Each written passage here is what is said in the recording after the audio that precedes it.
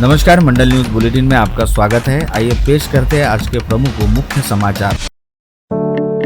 Iran Israel युद्ध की पृष्ठभूमि में घरेलू और व्यावसायिक एलपीजी गैस सिलेंडर की आपूर्ति प्रभावित होने की आशंकाओं के बीच महाराष्ट्र सरकार ने एहतियाती कदम उठाए हैं। राज्य सरकार ने सभी जिलाधिकारियों को निर्देश दिया है कि गैस सिलेंडर की आपूर्ति सुचारू बनाए रखने के लिए विशेष व्यवस्था की जाए तथा सिलेंडर परिवहन करने वाले वाहनों को पुलिस सुरक्षा उपलब्ध कराई जाए। राज्य के खाद्य नागरिक आपूर्ति एवं उपभोक्ता संरक्षण विभाग के अपर मुख्य सचिव अनिल डिग्गीकर ने संबंधित विभागों को आवश्यक उपाय करने के निर्देश दिए हैं। विभाग ने स्पष्ट किया कि राज्य में घरेलू गैस सिलेंडर की पर्याप्त उपलब्धता है और नागरिकों को किसी भी प्रकार की चिंता करने की आवश्यकता नहीं है।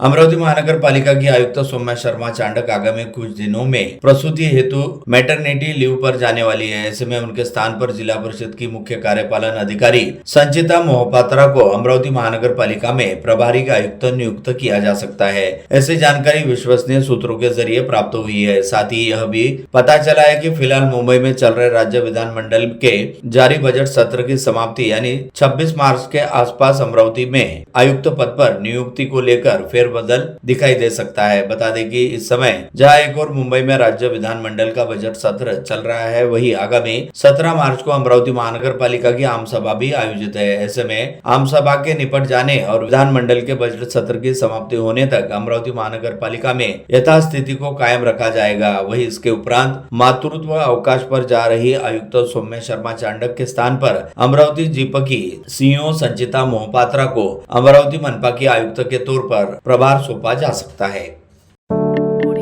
अमरावती के विलासनगर स्थित महाराष्ट्र राज्य तेल बियाणे वाणिज्यिक व औद्योगिक महामंडल मर्यादित यानी मोसिकॉल के कारखाने की करीब 25 एकड़ जमीन की बिक्री हेतु मोसिकॉल के संचालक मंडल द्वारा चलाई गई निविदा प्रक्रिया को आखिरकार रद्द कर दिया गया है। यह जानकारी आज राज्य सरकार द्वारा विधान परिषद में दी गई। इस मामले को लेकर अमरावती से वास्ता रखने वाले राकापा के विधान परिषद सदस्य संजय खोड़के ने ध्यानाकर्षण प्रस्ताव के जरिए मुद्दा उपस्थित किया था, जिसके जवाब में राज्य सरकार की ओर से पणन मंत्री जयकुमार रावल द्वारा साफ तौर पर बताया गया कि मोसिकॉल के अमरावती स्थित कारखाने की जमीन को बेचने हेतु जनवरी 2026 में चलाई गई निविदा प्रक्रिया को पूरी तरह से रद्द कर दिया गया। जहां यह विशेष उल्लेखनीय कि पश्चिम विदर्भ क्षेत्र के अग्रणी हिंदी दैनिक अमरावती मंडल ने ही सबसे पहले शहर के बीचों बीच स्थित मोसिकॉल कारखाने की 25 एकड़ जमीन की बिक्री हेतु चलाई जा रही निविदा प्रक्रिया से संबंधित खबरों को प्रकाशित करते हुए स्थानीय जनप्रतिनिधियों का ध्यान इस मामले की ओर आकर्षित किया था। अमरावती शहर व जिले सहित पूरे संभाग से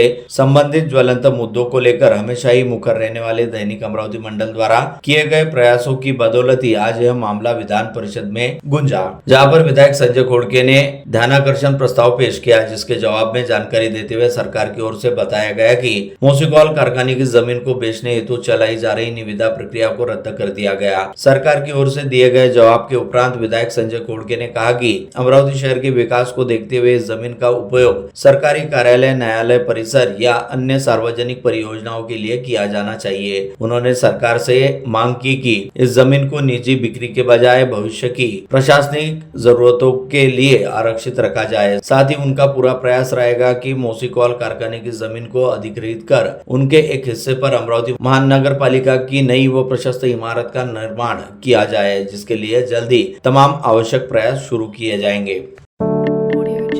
अमरावती शहर व जिले सहित पूरे संभाग के जनहितकारी व ज्वलंत मुद्दों के लिए हमेशा ही जागरूक, तत्पर व मुखर रहने वाले दैनिक अमरावती मंडल द्वारा शुरू की गई एक और लड़ाई आज सफल हुई, जब सरकार द्वारा अमरावती की विलासनगर स्थित मोसिकॉल कारखाने की जमीन की बिक्री हेतु जनवरी 2026 में शुरू की गई निविदा प्रक्रिया को रद्द करने की बात कही गई। इसके साथ ही अमरावती शहर ठेकेदारों व बिल्डरों की लॉबी के करप्शन का शिकार रहने से बाल बाल बच गया। इस बात का पूरा श्रेय अजित पवार गुटवाली राकापा के प्रदेश उपाध्यक्ष व विधान परिषद सदस्य संजय खोड़के को दिया जा सकता है। उन्होंने मोसिकॉल कारखाने की जमीन को बचाने हेतु चलाई जा रही निविदा प्रक्रिया को लेकर विधान परिषद में ध्यानाकर्षण प्रस्ताव प्रस्तुत किया था, जिसके जरिए विधायक खोड़के ने इस निविदा प्रक्रिया को रद्द करते हुए मोसिकॉल कारखाने की विगत कई वर्षों से खाली पड़ी जमीन को सरकार द्वारा अधिग्रहित कर उसका सार्वजनिक हित में प्रयोग किए जाने की मांग भी उठाई थी। 28 नवंबर को मोसेकॉल कारखाने की नीलामी हेतु जारी की गई निविदा प्रक्रिया के बारे में सबसे पहले अमरावती मंडल ने 6 दिसंबर को पूरी प्रखरता से समाचार प्रकाशित किया था।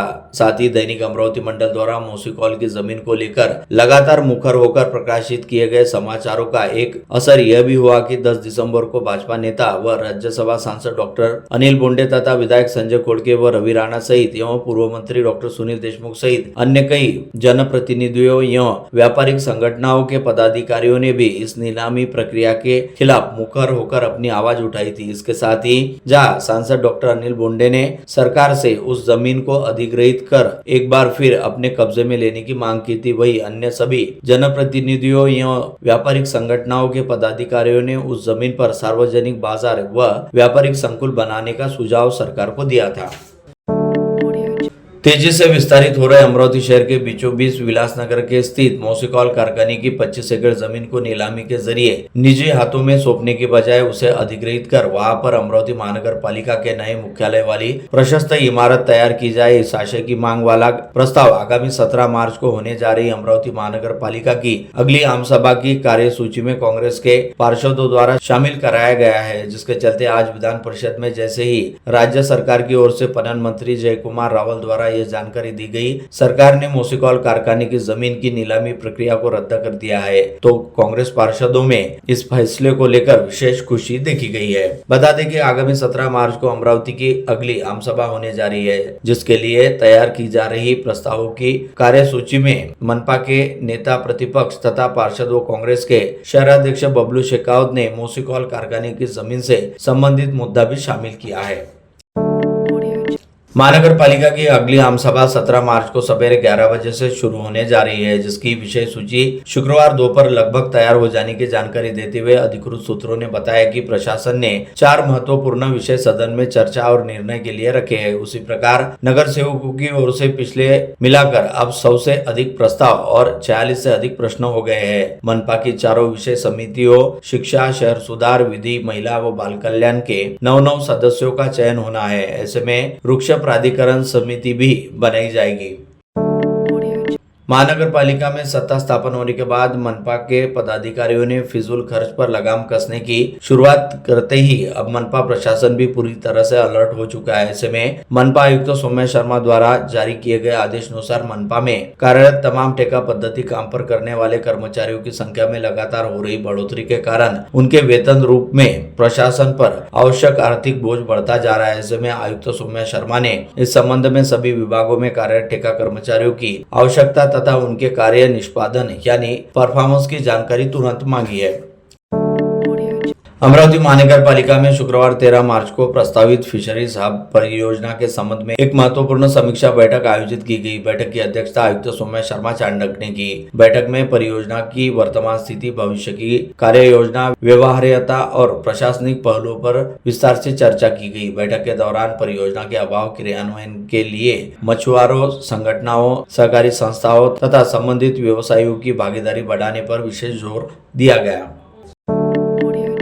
करीब 4 वर्षों की प्रतीक्षा के बाद अमरावती महानगर पालिका के आम चुनाव विगत 15 जनवरी को हुए और 16 जनवरी को चुनावी नतीजे घोषित हुए, परंतु इस चुनाव के लिए 2 से 3 माह की अवधि के दौरान लगभग 18 करोड़ रुपए के आसपास खर्च भी हुआ, जबकि चुनावी लेखा शीर्ष के प्रावधान अनुसार 6 करोड़ रुपए का खर्च हुआ और इसमें केवल 11 लाख रुपए शेष रहने की जानकारी है। वहीं दूसरी ओर तिजोरी में ठन ठन गोपाल रहने के चलते बचे हुए 12 करोड़ रुपए के देयकों का भुगतान कैसे किया जाए, यह सवाल प्रशासन के सामने बना हुआ है।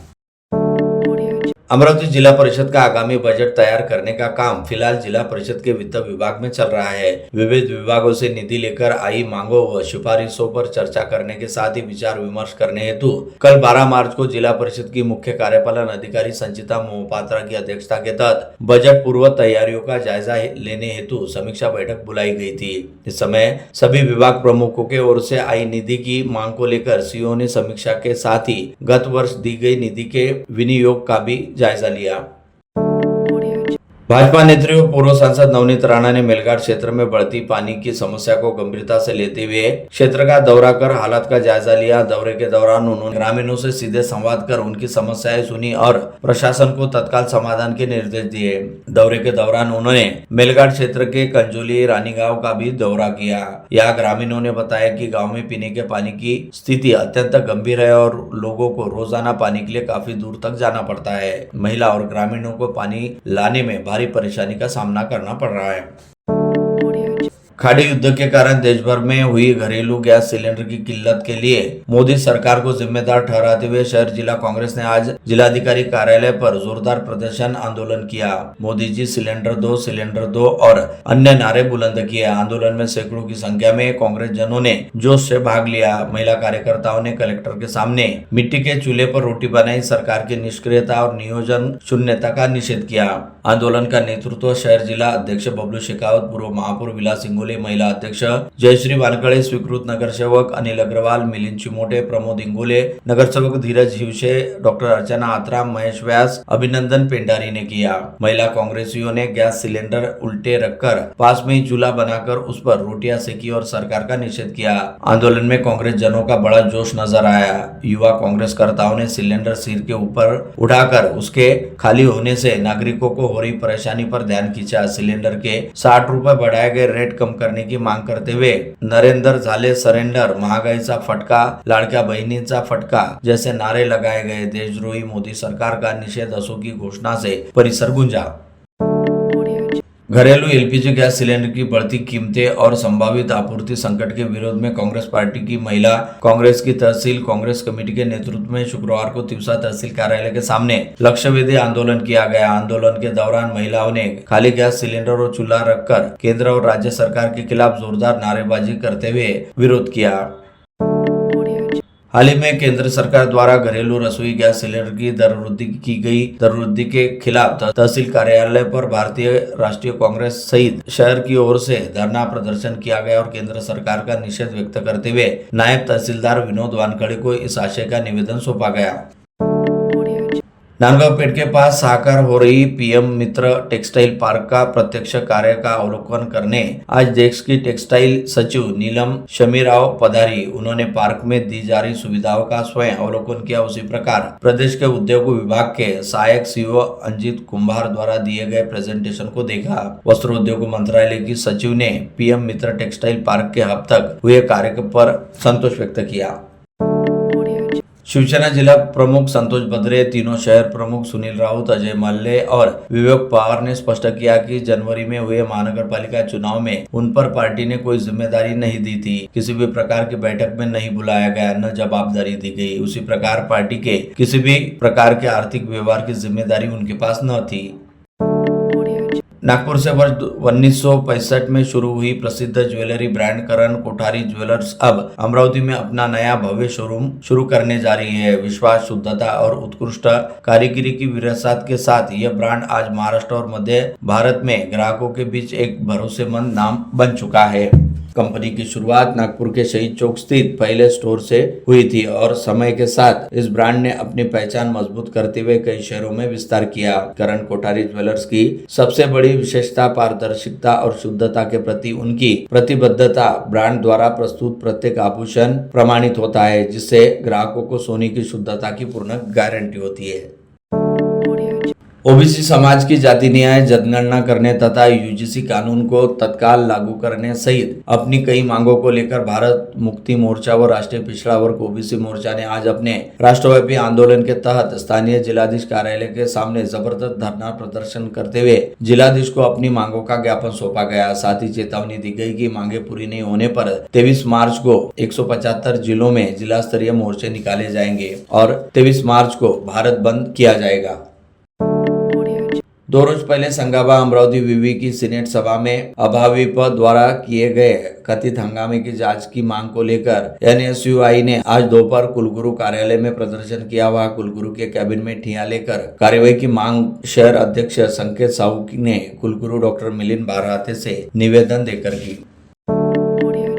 शहर के व्यस्त इतवारा बाजार परिसर में पिछले 8 दिनों से कचरा नहीं उठाए जाने के कारण परिसर की स्थिति बेहद दयनीय हो गई है। बाजार क्षेत्र में जगह जगह कचरे के ढेर लगने से व्यापारियों और नागरिकों को भारी परेशानी का सामना करना पड़ रहा है। इस गंभीर समस्या को लेकर युवा स्वाभिमान पार्टी के नगर सेवक दीपक सम्राट ने महानगर पालिका प्रशासन का ध्यान आकर्षित किया। उन्होंने कहा कि इतवारा बाजार जैसे महत्वपूर्ण भीड़भाड़ वाले क्षेत्र में 8 दिनों तक कचरा नहीं उठाना स्वच्छता व्यवस्था पर बड़ा सवाल खड़ा करता है। प्रभाग क्रमांक 22 के नगर सेवक अजय जायसवाल ने गुरुवार को मनपा आयुक्त सौम्या शर्मा चांडक से मुलाकात कर अशोकनगर क्षेत्र में लंबे समय से लंबित पड़े विकास कार्यों को जल्द पूरा करने की मांग की। इस संबंध में उन्होंने आयुक्तों को एक लिखित ज्ञापन भी सौंपा। बंडेरा प्रभाग क्रमांक 22 के अंतर्गत आने वाले कुरैशी नगर और लुम्बिनी नगर क्षेत्र में पेयजल समस्या को लेकर महानगर पालिका के उप अभियंता जीपी लेवकर ने गुरुवार 12 मार्च को क्षेत्र का दौरा कर स्थिति का निरीक्षण किया। यह दौरा नवनिर्वाचित नगर सेविका रजनी डोंगरी की पहल पर आयोजित किया गया था। ईद उल फित्र से पहले शहर के मुस्लिम कब्रिस्तान परिसर में रोशनी की व्यवस्था की गई। पार्षद इस्माइल लालूवाले के विशेष प्रयासों और महापौर श्रीचंद तेजवानी के सहयोग से कब्रिस्तान में 2 बिजली के पोल और 3 लाइटें लगाई गई है। विश्व हिंदू परिषद बजरंग दल द्वारा आगामी 26 मार्च को श्री राम नवमी उपलक्ष्य आयोजित भव्य शोभा यात्रा के कार्यालय का श्री गणेश गुरुवार शाम अमृत चौगड़िया में शिवधारा आश्रम के पूज्य संत डॉक्टर संतोष महाराज और हवा महानुभाव परिषद के संत कविश्वर कुलाचार्य कारंजकर बाबा के हस्ते किया गया। दोनों ही संतों ने भगवान श्री राम के जीवन के आदर्शों को आत्मसात करने का युवा पीढ़ी को आह्वान किया। स्थानीय दशहरा मैदान पर माहेश्वरी यूथ विंग द्वारा माहेश्वरी समाज के युवाओं हेतु आयोजित क्रिकेट प्रतियोगिता माहेश्वरी प्रीमियर लीग में पहले 2 दिन के दौरान रोमांचक मुकाबले देखने को मिले। विभिन्न टीमों के बीच खेले गए मैचों में खिलाड़ियों ने शानदार प्रदर्शन करते हुए दर्शकों का भरपूर मनोरंजन किया। कई मुकाबले अंतिम ओवर तक पहुंचने से भरपूर मनोरंजन रहे। इससे पहले 12 मार्च की सुबह आयोजित प्रतियोगिता के उद्घाटन समारोह में माहेश्वरी समाज के कई प्रमुख पदाधिकारी मौजूद थे।